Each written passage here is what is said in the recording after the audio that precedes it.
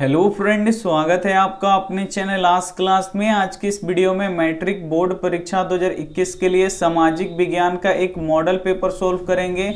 इस model paper में 48 महत्वपूर्ण ऑब्जेक्टिव प्रश्न है जो 2021 बोर्ड एग्जाम के लिए काफ़ी ही महत्वपूर्ण है। तो एक भी प्रश्न आप स्किप मत कीजिएगा। वीडियो को प्लीज़ आप लोग शुरू से लेकर अंत तक देखिएगा। चैनल को सब्सक्राइब नहीं किए हैं तो चैनल को सब्सक्राइब कर लीजिएगा। साथ में बेल आइकन को ऑल पे दबा लीजिएगा ताकि जब भी क्लास हो तो आपके पास नोटिफिकेशन पहुंचता रहे। तो आइए शुरू करते हैं पहले नंबर प्रश्न से। पहला प्रश्न है, रक्त एवं लौह नीति का अवलंबन किसने किया? ए ऑप्शन है मेजनी ने, बी ऑप्शन है हिटलर ने, सी ऑप्शन है बिस्मार्क ने, डी ऑप्शन है विलियम प्रथम ने। तो यहाँ पे आपको बताना है कि रक्त एवं लौह नीति का अवलंबन किसने किया, तो बिस्मार्क ने किया, यानी यहाँ पे सी ऑप्शन क्या हो जाएगा, यहाँ पे बिल्कुल ही सही हो जाएगा। ये देखते हैं यहाँ पे अगला प्रश्न है, दो नंबर प्रश्न है, फ्रैंकफर्ट की संधि कब हुई? ए ऑप्शन है 1864 ईस्वी में, बी ऑप्शन है 1866 ईस्वी में, सी ऑप्शन है 1870 ईस्वी में, डी ऑप्शन है 1871 ईस्वी में। तो यहाँ पे आपको बताना है कि फ्रैंकफर्ट की संधि कब हुई, तो फ्रैंकफर्ट की संधि 1871 ईस्वी में हुई, यानी यहाँ पे डी ऑप्शन क्या हो जाएगा, यहाँ पे बिल्कुल ही सही हो जाएगा। ये देखते हैं यहाँ पे अगला प्रश्न, तीन नंबर प्रश्न है, बोल्शेविक क्रांति कब हुई? ए ऑप्शन है फरवरी 1917 ईस्वी, बी ऑप्शन है नवंबर 1917 ईस्वी, सी ऑप्शन है अप्रैल 1917 ईस्वी, डी ऑप्शन है 1905 ईस्वी। तो यहाँ पे आपको बताना है कि बोल्शेविक क्रांति कब हुई, तो बोल्शेविक क्रांति नवंबर 1917 ईस्वी में हुआ, यानी यहाँ पे बी ऑप्शन क्या हो जाएगा, यहाँ पे बिल्कुल ही सही हो जाएगा। ये देखते हैं यहाँ पे अगला प्रश्न, चार नंबर प्रश्न है कि लाल सेना का गठन किसने किया? ए ऑप्शन है कार्ल मार्क्स ने, बी ऑप्शन है स्टालिन ने, सी ऑप्शन है ट्रॉट्स्की ने, डी ऑप्शन है केरेंस्की ने। तो यहाँ पे आपको बताना है कि लाल सेना का गठन किसने किया, तो लाल सेना का गठन ट्रॉट्स्की ने किया, यानी यहाँ पे सी ऑप्शन क्या हो जाएगा, यहाँ पे बिल्कुल ही सही हो जाएगा। काफी ही महत्वपूर्ण प्रश्न है, तो एक भी प्रश्न आप स्किप मत कीजिएगा। वीडियो को प्लीज आप लोग शुरू से लेकर अंत तक जरूर देखिएगा। 5 नंबर प्रश्न है, चंपारण विद्रोह कब हुआ? ए ऑप्शन है 1916 ईस्वी, बी ऑप्शन है 1919 ईस्वी, सी ऑप्शन है 1918 ईस्वी, डी ऑप्शन है 1917 ईस्वी। तो यहाँ पे आपको बताना है कि चंपारण विद्रोह कब हुआ, तो चंपारण विद्रोह 1917 ईस्वी में हुआ था, यानी यहाँ पे डी ऑप्शन क्या हो जाएगा, यहाँ पे बिल्कुल ही सही हो जाएगा। ये देखते हैं यहाँ पे अगला प्रश्न, 6 नंबर, स्पिनिंग जेनी का आविष्कार कब हुआ? ए ऑप्शन है 1769 ईस्वी में, बी ऑप्शन है 1765 ईस्वी में, सी ऑप्शन है 1773 ईस्वी में, डी ऑप्शन है 1775 ईस्वी में। तो यहाँ पे आपको बताना है कि स्पिनिंग जेनी का आविष्कार कब हुआ, तो 1765 ईस्वी में हुआ, यानी यहाँ पे बी ऑप्शन क्या हो जाएगा, यहाँ पे बिल्कुल ही सही हो जाएगा। ये देखते हैं अगला प्रश्न, 7 नंबर प्रश्न है, सेफ्टी लैंप के आविष्कार किसने किया? ए ऑप्शन है जेम्स हर्ग्विज ने, बी ऑप्शन है जॉन के ने, सी ऑप्शन है क्रॉम्पटन ने, डी ऑप्शन है डेवी ने। तो यहाँ पे आपको बताना है कि सेफ्टी लैंप का आविष्कार किसने किया, तो सेफ्टी लैंप का आविष्कार यहाँ पे हेम्फ्री डेवी ने किया, यानी यहाँ पे डी ऑप्शन क्या हो जाएगा, यहाँ पे बिल्कुल ही सही हो जाएगा। ये देखते हैं यहाँ पे अगला प्रश्न, 8 नंबर प्रश्न है, चीन में क्रांति कब हुई थी? ए ऑप्शन है 1949 ईस्वी में, बी ऑप्शन है 1947 ईस्वी में, सी ऑप्शन है 1950 ईस्वी में, डी ऑप्शन है 1948 ईस्वी में।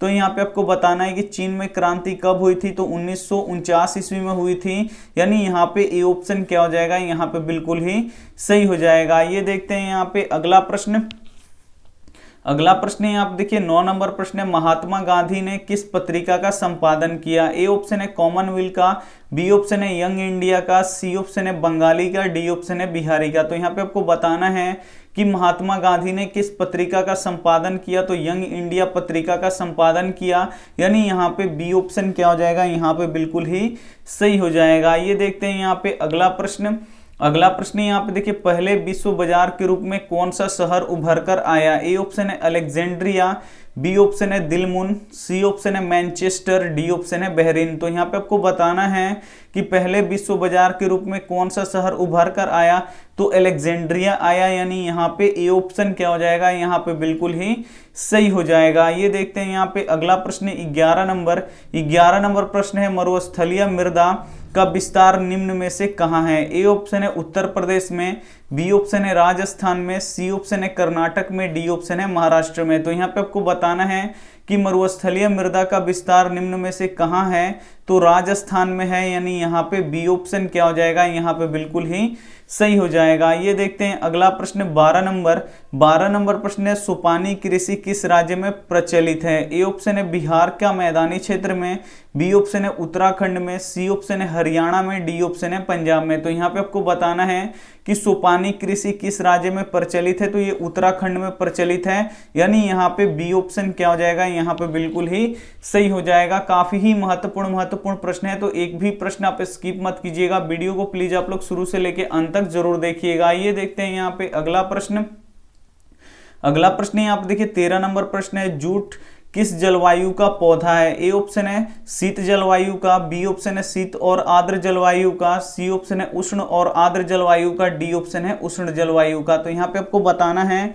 कि जूट किस जलवायु का पौधा है, तो जूट उष्ण और आर्द्र जलवायु का पौधा है, यानी यहाँ पे सी ऑप्शन क्या हो जाएगा, यहाँ पे बिल्कुल ही सही हो जाएगा। ये देखते हैं यहाँ पे अगला प्रश्न 14 नंबर प्रश्न है, अरेबिका किस फसल का उत्तम किस्म है? ए ऑप्शन है चाय का, बी ऑप्शन है कहवा का, सी ऑप्शन है गन्ना का, डी ऑप्शन है तंबाकू का। तो यहाँ पे आपको बताना है कि अरेबिका किस फसल का उत्तम किस्म है, तो ये कहवा का है, यानी यहाँ पे बी ऑप्शन क्या हो जाएगा, यहाँ पे बिल्कुल ही सही हो जाएगा। ये देखते हैं यहाँ पे अगला प्रश्न 15 नंबर प्रश्न है, भोपाल त्रासदी में किस गैस का रिसाव हुआ था? ए ऑप्शन है कार्बन डाइऑक्साइड का, बी ऑप्शन है कार्बन मोनोऑक्साइड का, सी ऑप्शन है मिथाइल आइसोसाइनाइड का, डी ऑप्शन है सल्फर डाइऑक्साइड का।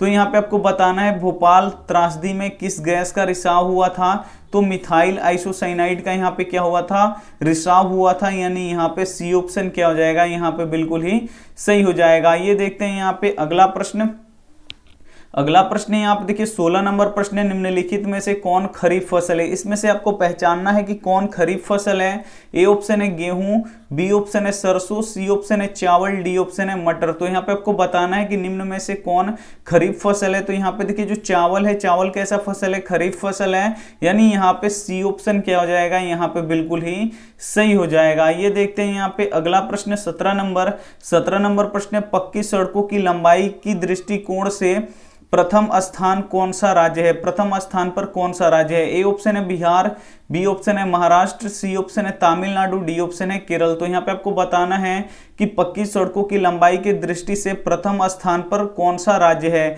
तो कौन सा राज्य है, महाराष्ट्र है, यानी यहाँ पे बी ऑप्शन क्या हो जाएगा, यहाँ पे बिल्कुल ही सही हो जाएगा। काफी ही महत्वपूर्ण प्रश्न है, तो एक भी प्रश्न आप स्किप मत कीजिएगा, वीडियो को प्लीज आप लोग शुरू से लेके अंत तक जरूर देखिएगा। आइए देखते हैं यहाँ पे अगला प्रश्न 18 नंबर प्रश्न है, यूरेनियम के प्रमुख उत्पादक स्थल हैं। ए ऑप्शन है डिगबोई, बी ऑप्शन है झरिया, सी ऑप्शन है घाटशिला, डी ऑप्शन है जादूगोड़ा। तो यहाँ पे आपको बताना है कि यूरेनियम के प्रमुख उत्पादक स्थल कौन सा है, तो जादूगोड़ा है, यानी यहाँ पे डी ऑप्शन क्या हो जाएगा, यहाँ पे बिल्कुल ही सही हो जाएगा। ये देखते हैं यहाँ पे अगला प्रश्न 19 नंबर प्रश्न है, एशिया का सबसे बड़ा परमाणु विद्युत गृह है। ए ऑप्शन है तारापुर, बी ऑप्शन है कल्पक्कम, सी ऑप्शन है नरोरा, डी ऑप्शन है कैगा। तो यहाँ पे आपको बताना है कि एशिया का सबसे बड़ा परमाणु विद्युत गृह कौन सा है, तो ये तारापुर है, और ये कहाँ पे है, महाराष्ट्र में तारापुर, यानी यहाँ पे ए ऑप्शन क्या हो जाएगा, यहाँ पे बिल्कुल ही सही हो जाएगा। अगला प्रश्न यहाँ पे देखिए 20 नंबर, फाल्टा विशेष आर्थिक क्षेत्र कहाँ स्थित है? ए ऑप्शन है बिहार में, बी ऑप्शन है पश्चिम बंगाल में, सी ऑप्शन है केरल में, डी ऑप्शन है उड़ीसा में। तो यहाँ पे आपको बताना है फाल्टा विशेष आर्थिक क्षेत्र कहाँ स्थित है, तो ये पश्चिम बंगाल में स्थित है, यानी यहाँ पे बी ऑप्शन क्या हो जाएगा, यहाँ पे बिल्कुल ही सही हो जाएगा। ये देखते हैं यहाँ पे अगला प्रश्न यहाँ आप देखिए 21 नंबर प्रश्न है, बृहद क्षेत्र में जल की उपस्थिति के कारण ही पृथ्वी को कहते हैं। ए ऑप्शन है उजला ग्रह, बी ऑप्शन है नीला ग्रह, सी ऑप्शन है हरा ग्रह, डी ऑप्शन है लाल ग्रह। तो बृहद क्षेत्र में जल की उपस्थिति के कारण पृथ्वी को कौन सा ग्रह कहा जाता है, तो नीला ग्रह कहा जाता है, यानी यहाँ पे बी ऑप्शन क्या हो जाएगा, यहाँ पे बिल्कुल ही सही हो जाएगा। ये देखते हैं यहाँ पे अगला प्रश्न 22 नंबर प्रश्न है, भाखड़ा नांगल परियोजना किस नदी पर अवस्थित है? ए ऑप्शन है नर्मदा नदी पर, बी ऑप्शन है झेलम नदी पर, सी ऑप्शन है सतलज नदी पर, डी ऑप्शन है ब्यास नदी पर। तो यहाँ पे आपको बताना है कि भाखड़ा नांगल परियोजना किस नदी पर अवस्थित है, तो सतलज नदी पर अवस्थित है, यानी यहाँ पे सी ऑप्शन क्या हो जाएगा, यहाँ पे बिल्कुल ही सही हो जाएगा। ये देखते हैं यहाँ पे अगला प्रश्न 23 23 नंबर प्रश्न है, पूर्व मध्य रेलवे का मुख्यालय कहाँ है? ए ऑप्शन है पटना में, बी ऑप्शन है हाजीपुर में, सी ऑप्शन है मुजफ्फरपुर में, डी ऑप्शन है समस्तीपुर में। तो यहाँ पे आपको बताना है कि पूर्व मध्य रेलवे का मुख्यालय कहाँ है, तो हाजीपुर में है, यानी यहाँ पे बी ऑप्शन क्या हो जाएगा, यहाँ पे बिल्कुल ही सही हो जाएगा। ये देखते हैं यहाँ पे अगला प्रश्न 24 नंबर प्रश्न है, कहलगांव तापीय विद्युत परियोजना किस जिले में अवस्थित है? ए ऑप्शन है भागलपुर में, बी ऑप्शन है मुंगेर में, सी ऑप्शन है जमुई में, डी ऑप्शन है साहेबगंज में। तो यहाँ पे आपको बताना है कहलगांव तापीय विद्युत परियोजना किस जिले में अवस्थित है, तो ये भागलपुर में स्थित है, यानी यहाँ पे ए ऑप्शन क्या हो जाएगा, यहाँ पे बिल्कुल ही सही हो जाएगा। काफी ही महत्वपूर्ण प्रश्न है, तो एक भी प्रश्न आप स्किप मत कीजिएगा। वीडियो को प्लीज आप लोग शुरू से लेके अंत तक जरूर देखिएगा। ये देखते हैं यहाँ पे अगला प्रश्न आप देखिए 25 नंबर प्रश्न है, निम्न में से कौन भारतीय किसान यूनियन के नेता थे? ए ऑप्शन है मोरारजी देसाई, बी ऑप्शन है जयप्रकाश नारायण, सी ऑप्शन है महेंद्र सिंह टिकैत, डी ऑप्शन है चौधरी चरण सिंह। तो यहाँ पे आपको बताना है कि निम्नलिखित में से कौन भारतीय किसान यूनियन के नेता थे, तो महेंद्र सिंह टिकैत थे, यानी यहाँ पे सी ऑप्शन क्या हो जाएगा, यहाँ पे बिल्कुल ही सही हो जाएगा। ये देखते हैं यहाँ पे 26 नंबर प्रश्न जो काफी महत्वपूर्ण है, ताड़ी विद्रोही आंदोलन निम्नलिखित में से किस प्रांत से शुरू किया गया? ए ऑप्शन है बिहार से, बी ऑप्शन है उत्तर प्रदेश से, सी ऑप्शन है आंध्र प्रदेश से, डी ऑप्शन है तमिलनाडु से। तो यहाँ पे आपको बताना है ताड़ी विद्रोही आंदोलन निम्नलिखित में से किस प्रांत से शुरू हुआ, तो ये आंध्र प्रदेश से शुरू हुआ, यानी यहाँ पे सी ऑप्शन क्या हो जाएगा, यहाँ पे बिल्कुल ही सही हो जाएगा। ये देखते हैं यहाँ पे अगला प्रश्न यहाँ पे देखिए 27 नंबर प्रश्न, बिहार में पंचायती राज संस्थाओं में महिलाओं के लिए कितना सीटें आरक्षित हैं? ए ऑप्शन है यहाँ पे 50%, बी ऑप्शन है 25%, सी ऑप्शन है 33%, डी ऑप्शन है इनमें से कोई नहीं। तो यहाँ पे आपको बताना है कि बिहार में पंचायती राज व्यवस्थाओं में महिलाओं के लिए कितनी सीटें आरक्षित हैं, तो 50% सीटें आरक्षित हैं, यानी यहाँ पे ए ऑप्शन क्या हो जाएगा, यहाँ पे बिल्कुल ही सही हो जाएगा। ये देखते हैं यहाँ पे अगला प्रश्न 28 नंबर प्रश्न है, भारत में कहाँ महिलाओं के लिए आरक्षण की व्यवस्था है? ए ऑप्शन है लोकसभा में, बी ऑप्शन है विधानसभा में, सी ऑप्शन है पंचायती राज्य व्यवस्था में, डी ऑप्शन है मंत्रिमंडल में। तो यहाँ पे आपको बताना है कि भारत में कहाँ महिलाओं के लिए आरक्षण की व्यवस्था है, तो पंचायती राज्य व्यवस्था में क्या है, महिलाओं के लिए आरक्षण की व्यवस्था है, कितना प्रतिशत है, तो 50% है, यानी यहाँ पे सी ऑप्शन क्या हो जाएगा, यहाँ पे बिल्कुल ही सही हो जाएगा। ये देखते हैं यहाँ पे अगला प्रश्न 29 नंबर प्रश्न है, भारत में सर्वोच्च न्यायालय के मुख्य न्यायाधीश की नियुक्ति कौन करता है? ए ऑप्शन है प्रधानमंत्री, बी ऑप्शन है राष्ट्रपति, सी ऑप्शन है सांसद, डी ऑप्शन है उपराष्ट्रपति। तो यहाँ पे आपको बताना है कि भारत में सर्वोच्च न्यायालय के मुख्य न्यायाधीश की नियुक्ति कौन करते हैं, तो राष्ट्रपति करते हैं, यानी यहाँ पे बी ऑप्शन क्या हो जाएगा, यहाँ पे बिल्कुल ही सही हो जाएगा। ये देखते हैं यहाँ पे अगला प्रश्न आप देखिए 30 नंबर काफी ही महत्वपूर्ण है। 30 नंबर प्रश्न है, भारत में किस तरह के लोकतंत्र की व्यवस्था की गई है? ए ऑप्शन है प्रत्यक्ष, बी ऑप्शन है अप्रत्यक्ष, सी ऑप्शन है प्रत्यक्ष एवं अप्रत्यक्ष दोनों, डी ऑप्शन है इनमें से कोई नहीं। तो यहाँ पे आपको बताना है कि भारत में किस तरह के लोकतंत्र की व्यवस्था की गई है, तो अप्रत्यक्ष लोकतंत्र की व्यवस्था की गई है, यानी यहाँ पे बी ऑप्शन क्या हो जाएगा, यहाँ पे बिल्कुल ही सही हो जाएगा। ये देखते हैं यहाँ पे अगला प्रश्न 31 नंबर प्रश्न है, इनमें से कौन से देश में मिश्रित अर्थव्यवस्था है? ए ऑप्शन है अमेरिका में, बी ऑप्शन है रूस में, सी ऑप्शन है भारत में, डी ऑप्शन है इनमें से कोई नहीं। तो यहाँ पे आपको बताना है कि इनमें कौन से देश में मिश्रित अर्थव्यवस्था है, तो जो भारत अपना देश है इसमें मिश्रित अर्थव्यवस्था है, यानी यहाँ पे सी ऑप्शन क्या हो जाएगा, यहाँ पे बिल्कुल ही सही हो जाएगा। ये देखते हैं यहाँ पे अगला प्रश्न 32 नंबर प्रश्न है, भारत में योजना आयोग का गठन कब किया गया था? ए ऑप्शन है 15 मार्च 1950 को, बी ऑप्शन है 15 सितंबर 1950 को, सी ऑप्शन है 15 अक्टूबर 1951 को, डी ऑप्शन है इनमें से कोई नहीं। तो यहाँ पे आपको बताना है कि भारत में योजना आयोग, अब योजना आयोग का नाम बदलकर नीति आयोग कर दिया गया है 2015 में।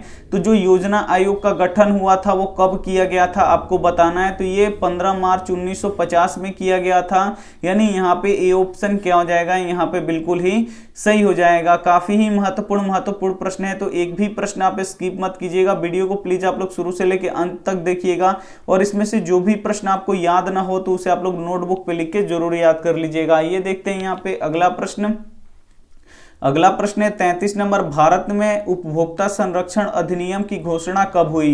ए ऑप्शन है 1986 ईस्वी में, बी ऑप्शन है 1980 ईस्वी में, सी ऑप्शन है 1987 ईस्वी में, डी ऑप्शन है 1988 ईस्वी में। तो यहाँ पे आपको बताना है कि भारत में उपभोक्ता संरक्षण अधिनियम की घोषणा कब हुई? तो 1986 ईस्वी में हुआ, यानी यहाँ पे ए ऑप्शन क्या हो जाएगा, यहाँ पे बिल्कुल ही सही हो जाएगा। ये देखते हैं यहाँ पे अगला प्रश्न। अगला प्रश्न है यहाँ पे देखिए 34 नंबर प्रश्न है, उपभोक्ता अधिकार दिवस कब मनाया जाता है? जो उपभोक्ता अधिकार दिवस होता है वो कब मनाया जाता है आपको बताना है। ए ऑप्शन है 17 मार्च को, बी ऑप्शन है 15 मार्च को, सी ऑप्शन है 19 मार्च को, डी ऑप्शन है 19 यहाँ पे 22 अप्रैल को।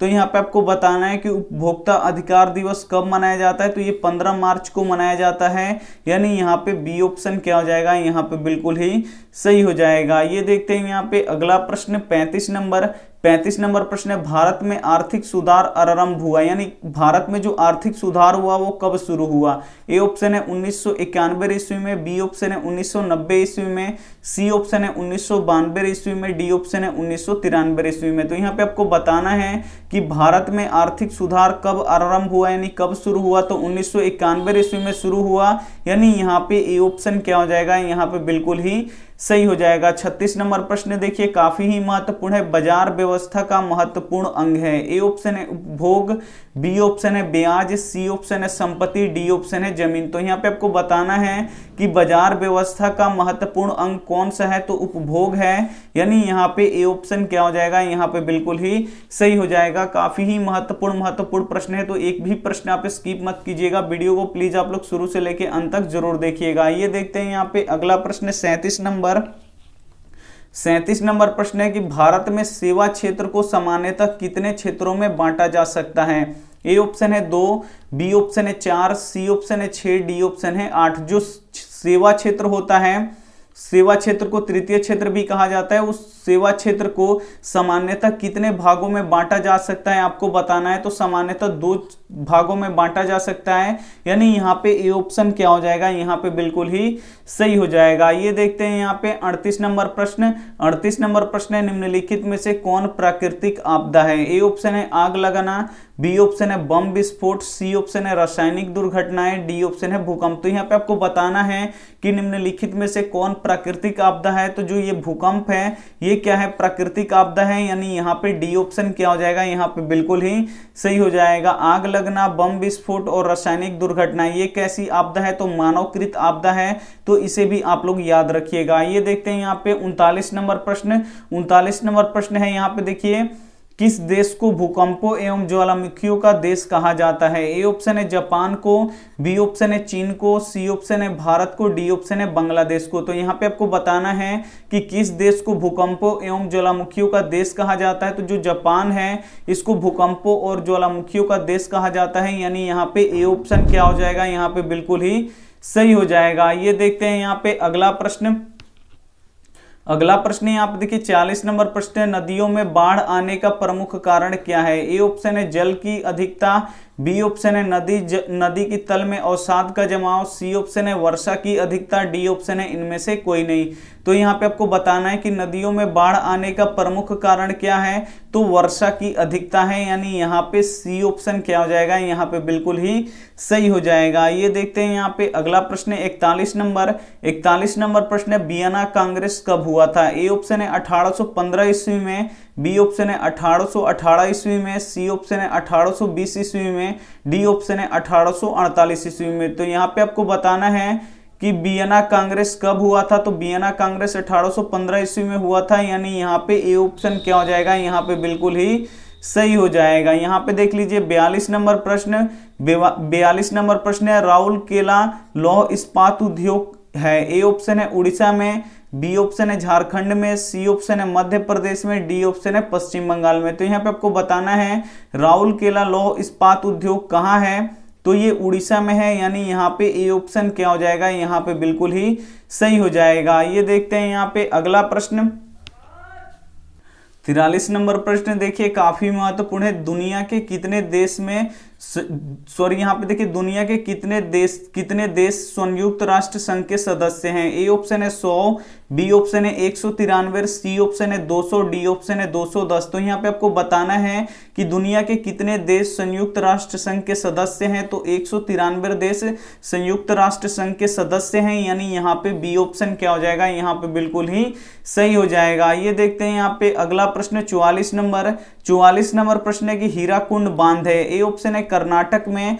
बी ऑप्शन है तमिलनाडु में, सी ऑप्शन है बिहार में, डी ऑप्शन है उड़ीसा में। तो यहाँ पे आपको बताना है कि हीराकुंड बांध कहाँ है। तो हीराकुंड बांध उड़ीसा में है, यानी यहाँ पे डी ऑप्शन क्या हो जाएगा, यहाँ पे बिल्कुल ही सही हो जाएगा। ये देखते हैं यहाँ पे अगला प्रश्न यहाँ आप देखिए 45 नंबर प्रश्न है, निम्नलिखित में से कौन केंद्र शासित प्रदेश है। ए ऑप्शन है उत्तराखंड, बी ऑप्शन है छत्तीसगढ़, सी ऑप्शन है चंडीगढ़, डी ऑप्शन है केरल। तो यहाँ पे आपको बताना है निम्नलिखित में से कौन केंद्र शासित प्रदेश है। तो जो ये चंडीगढ़ है ये क्या है, केंद्र शासित प्रदेश है, यानी यहाँ पे सी ऑप्शन क्या हो जाएगा, यहाँ पे बिल्कुल ही सही हो जाएगा। ये देखते हैं यहाँ पे अगला प्रश्न 46 नंबर प्रश्न है, धर्म को राजनीति से अलग नहीं किया जा सकता, यह किसने कहा था। ए ऑप्शन है महात्मा गांधी ने, बी ऑप्शन है जवाहरलाल नेहरू ने, सी ऑप्शन है जयप्रकाश नारायण ने, डी ऑप्शन है मदन मोहन मालवीय ने। तो यहाँ पे आपको बताना है कि धर्म को राजनीति से अलग नहीं किया जा सकता, ये किसने कहा है। तो ये महात्मा गांधी जी ने कहा है, यानी यहाँ पे ए ऑप्शन क्या हो जाएगा, यहाँ पे बिल्कुल ही सही हो जाएगा। ये देखते हैं यहाँ पे अगला प्रश्न यहाँ पे देखिए 47 नंबर प्रश्न है, इनमें से कौन आर्थिक विकास क्षेत्र से संबंधित नहीं है। ए ऑप्शन है कृषि क्षेत्र, बी ऑप्शन है उद्योग क्षेत्र, सी ऑप्शन है सेवा क्षेत्र, डी ऑप्शन है सहकारी क्षेत्र। काफी महत्वपूर्ण है 47 नंबर, इनमें से कौन आर्थिक विकास क्षेत्रों से संबंधित नहीं है। तो जो सहकारी क्षेत्र है वो क्या है, आर्थिक विकास क्षेत्रों से संबंधित नहीं है, यानी यहाँ पे डी ऑप्शन क्या हो जाएगा, यहाँ पे बिल्कुल ही सही हो जाएगा। ये देखते हैं यहाँ पे अंतिम प्रश्न बहुजन समाज पार्टी के संस्थापक कौन थे। ए ऑप्शन है अंबेडकर, बी ऑप्शन है कांशीराम, सी ऑप्शन है मायावती, डी ऑप्शन है रामविलास पासवान। तो यहाँ पे आपको बताना है कि बहुजन समाज पार्टी के संस्थापक कौन है। तो बहुजन समाज पार्टी के संस्थापक कांशीराम है, यानी यहाँ पे बी ऑप्शन क्या हो जाएगा, यहाँ पे बिल्कुल ही सही हो जाएगा। ये थे हमारे 48 महत्वपूर्ण ऑब्जेक्टिव प्रश्न जो काफी महत्वपूर्ण है 2021 बोर्ड एग्जाम के लिए। तो अगर आप बीच में से जुड़े हैं तो वीडियो खत्म हुए तो एक बार आप लोग फिर से देख लीजिएगा जितना प्रश्न आपका छूटा हो, और चैनल को सब्सक्राइब नहीं किए तो चैनल को सब्सक्राइब कर लीजिएगा। और इस 48 ऑब्जेक्टिव प्रश्न में से जितना भी ऑब्जेक्टिव प्रश्न आपको याद नहीं होगा तो उसे आप लोग नोटबुक पे लिख के जरूर याद कर लीजिएगा। ये रहा आपका होमवर्क प्रश्न है कि सुनामी आने का प्रमुख कारण क्या है। ए ऑप्शन है द्वीपों पर भूकंप आना, बी ऑप्शन है यहाँ पे समुद्र में भूकंप आना, सी ऑप्शन है स्थलीय क्षेत्रों में भूकंप आना, डी ऑप्शन है इनमें से कोई नहीं। तो जो भी ऑप्शन इसमें से सही लगे वो आप हमें क्या कर दीजिएगा, कमेंट कर दीजिएगा। आपके कमेंट का इंतजार रहेगा। वीडियो को लाइक नहीं किए तो वीडियो को लाइक कर दीजिए, अपने दोस्तों के पास इस वीडियो को जरूर शेयर कीजिएगा। चैनल को सब्सक्राइब नहीं किए हैं तो चैनल को सब्सक्राइब कर लीजिएगा, साथ में बेल आइकन को ऑल पे दबा लीजिएगा ताकि जब भी क्लास हो तो आपके पास नोटिफिकेशन पहुंचता रहे। थैंक यू फॉर वॉचिंग, मिलते हैं अगले वीडियो में, तब तक अपना ध्यान रखिए, मन लगा के पढ़ाई कीजिए। Take care and bye.